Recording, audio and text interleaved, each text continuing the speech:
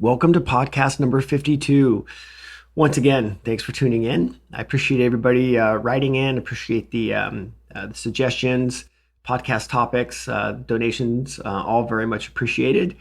And this podcast is quite a bit different than some of the other ones that we've done. And this one stems from an article that I wrote in Road Racing World in November of 2016.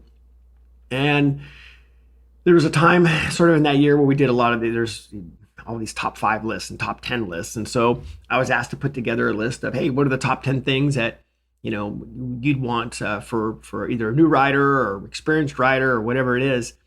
And so, of course, in our wonderful motorcycle fashion, we can't just do everything standard. So I ended up with 11 things that you can do to become a better rider.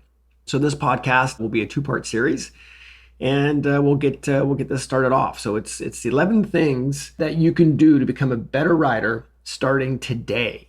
And again, these are not complicated things. And that's part of what makes motorcycles and our motorcycle experience so different. And it's funny to backtrack a little bit. This podcast actually started off, number 52 started off from podcast 51, which you did listen to that, right? Yeah, podcast 51. Okay, just want to make sure you listen to that. And that is, what you can be working on in the off season. And so internally, as we kind of went back and forth with that one, because yes, behind the scenes, there's a lot that goes on with these. And we joked about some of the excuses that we'd heard about riders saying, oh, I can't do this, and so on. So this podcast was actually started off to be the top 5 excuses why I can't train. I actually recorded one and wrote it all out and I recorded it. And you know what? I just couldn't do it. And that's just not in my nature. My nature is not what can't I do. My nature is what can I do. And I think that's something that even in my professional world, when I had a quote real job, that's something that I really embraced. And I just don't accept the whole what can't I do. I look at things completely differently as what can I do. And so I just couldn't do that podcast. So this is where we have this podcast started off with a little bit more positive about what can I do? What can I do today? What can I do to make this a better experience?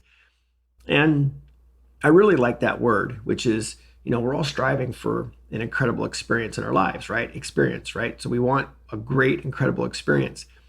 Well, how amazing is this motorcycle experience? There just is very few things in the world that are anything close to what this is. The reward of doing something so incredibly hard and so incredibly precise, that is what's fulfilling.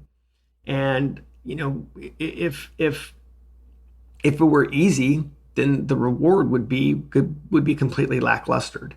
And so doing something incredibly precise, incredibly hard, and when you do it right, oh my gosh, it's just the best experience that we can have. And, I wanted to make that point clear is that's what we're trying to build is, obviously build safe riders and riders that can be in a position to be adjustable and meet those goals. So when you embrace training to be a motorcycle rider, a good motorcycle rider, you embrace that training, you're just going to have a much better life experience doing it. And I fully believe that because I've seen it over and over again. All the thousands of people that I've worked with, I've seen it over and over again as you let that type of training, permeate the rest of your life. And I want you to think about this before we dive into all this. Yeah, I'm going to get into it. What if you didn't have motorcycles in your life? So if you didn't have motorcycles in your life, right, you'd realize, yes, you'd be doing other things, but when you do embrace doing this sport and how hard it is, man, it just is such, it enriches your life so much. All right, we're going to start diving into this one. So we have 11 things that we're going to work on. And the tough part is that we're so busy doing the same thing over and over again. Every day, we're just so busy doing the same thing over again. The first thing that we want to do, number one thing here is you need to ask yourself, do I actually want to improve? Because true progress and requires grit and discipline. There are no shortcuts. To do this, you have to do it. And what it boils down to is, do you want flash or do you want fundamentals? You can have that quick flash, but if you really want to embrace this, it takes these fundamentals and it takes doing these things. it's realizing that if you do want to get better, right? It's just like any other skill. This is a skill. You have to work at it. And honestly, this is a perishable skill. It's, if you ran a marathon 10 years ago and you haven't run since and you think you're going to jump out and run another one, it just doesn't work that way. This is a skill and you have to develop this skill set just like you do anything else. And let's take a look at how we can get this stuff going for you, and at least embrace having a goal and having something that gets you to want to improve. First thing is, how about establish a goal? That's it. We've talked before about establishing long-term goals. In this case, how about a goal for the end of 2018? What do I want to accomplish for 2018? What do I want to do? And yeah, I realize that at times you're like, well, I'm not quite sure. Pick something, because if you don't have a goal, right? If you don't see what your success is or what you want your success to be for 2018, well, you're certainly not going to put a plan together for it. So how about this? If you want to improve, great, awesome, let's do it. Pick a goal. Pick what your success looks like for 2018. Write it down. And then say, okay, great. What can I do today to start to take action to meet that success? What can I do to take action to actually do something for that goal? So, number one, do you want to improve? Great, improve. Let's do it. You've got 52 podcasts here that are going to help you do that. And once you commit to those actions, write it down. And then let's start looking at, the things that are holding you back for that. Oh, that's funny. That actually segues into number two. And with number two is, I think that's something that it's we don't do enough of that, which is what's holding you back the most. And when I wrote the article, I wrote it as, identify the single biggest thing that is stopping you from reaching your writing goal. And you're like, well, I'm not sure what that is. Well, then you can ask yourself, okay, well, what's holding you back? And I want to take that a little bit further with what's holding you back, which is, now that you're going to commit to getting better, what is standing in your way? And instead of one thing, identify three things that are holding you back, and let's look at the ways to mitigate them. And let's face it, it's easy to procrastinate on something that's really hard to do. And this is a really hard sport. So it's easy to procrastinate. So I want you to write down three things, and they can vary on how difficult those things are, whether it's time, money, logistics, your bike, whatever it is. And time is tough. I get that. We have to make time. We have to budget time.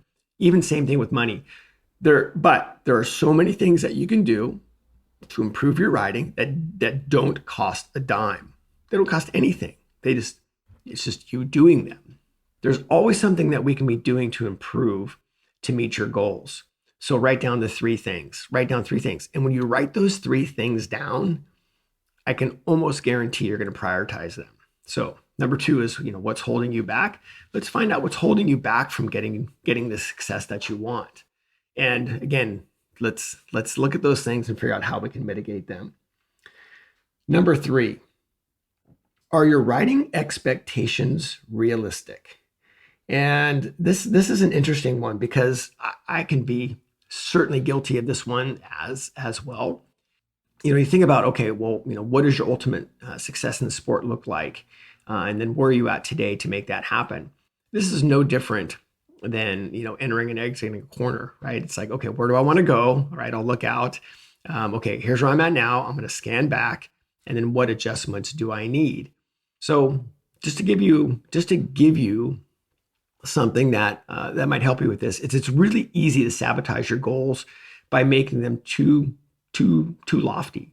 I'm a perfect example of that, which I've set some pretty lofty goals for myself. I mean, right now, I have a lot of things in the sport that I'd like to have ultimate success with.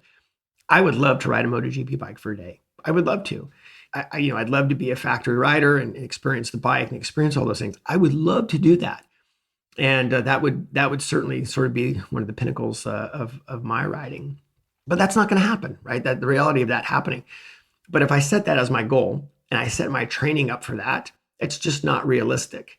And yes, that's a little bit of a pie in the sky one, but my writing goals for 2018 is, yeah, I want to get better on the side of the tire, on the exits, right? So I want to be able to pick up the throttle with more precision, and be able to work the rear tire more. And there's so many different things that play into that. That's my goal of 2018, is I want to have a little bit more control over the rear tire. And of course, that if I do work on that, that will absolutely bleed over to when the factory Yamaha team calls me and says, "Hey Ken, we got your bike ready. Come on and ride it." So you have to look and see, are your riding expectations realistic? And I think that's something that we have to be able to work on as well. Because yeah, like I said, it is easy to sabotage those things. When you go back and look at some of those things that are holding you back, when you start to look at that, you're going to find out, okay, if I start to mitigate those three things, it's going to actually make your success a lot easier in the sport. So, all right. So, are your riding expectations realistic? Think about this. What can I do today? What can I do today to improve my riding? And that's certainly going to help guide you there, quite a bit easier. All right. Number 4, listen to an expert voice. Who, of course, my opinions on this one. You absolutely need an objective opinion from a trained professional, period. Yeah. And again, you can read all the internet forums you want, but if the voice you're listening to can't ride and doesn't have credentials of coaching riders at the top of the sport, pass, period. I don't care who you are, you need a coach. Yeah, I even have to get coached on some of the things. I'll get videoed, and we'll come back and we'll critique my video. I absolutely do it. I'll do the best that I can. Am I perfect? No. Am I constantly learning? You bet. And part of this is, part of the issues that we have with this expert voice is, we're still struggling in our sport with little to no consensus of what's right or wrong. The difference with our sport is it has really serious consequences. This isn't volleyball, right? This isn't badminton. This isn't golf. We have serious consequences in our sport. So to be coached at an amateur level is really something that's going to bite us in the ass. Think about this. At the sharp end of our sport, there's absolute consensus. There's absolute consensus of what's right and wrong. When you look at how these guys are riding, they're all doing, yes, there's nuances to what they're doing, but how they're riding is all the same. All of these guys at the top of the sport have a professional riding coach that have ridden or coached at an extremely high level. Of course, I've got a great podcast on that you can listen to that, which is podcast number 43. So you can go back and listen to that one. But the bottom line is you need to get some professional coaching, and you need to get on a pathway that gets you to establish the correct fundamentals at the right time for you to meet your goals.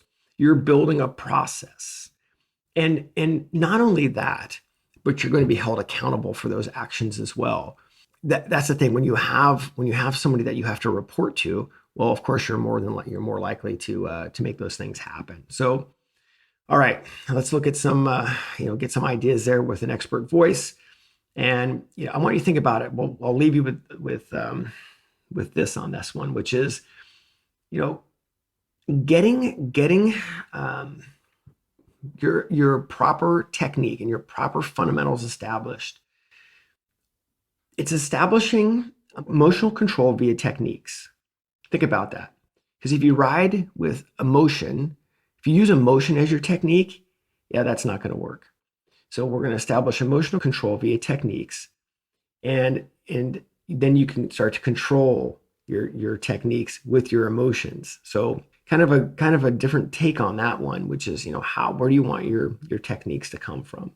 So seek out a professional trainer, and you can listen to that podcast 43 where we have some great information on that. So, all right, that's 1 through 4, plus my little introduction.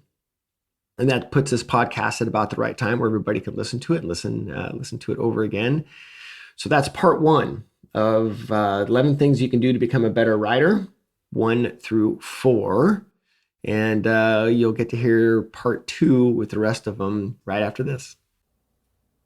Copyright 2018, Ken Hill Coaching.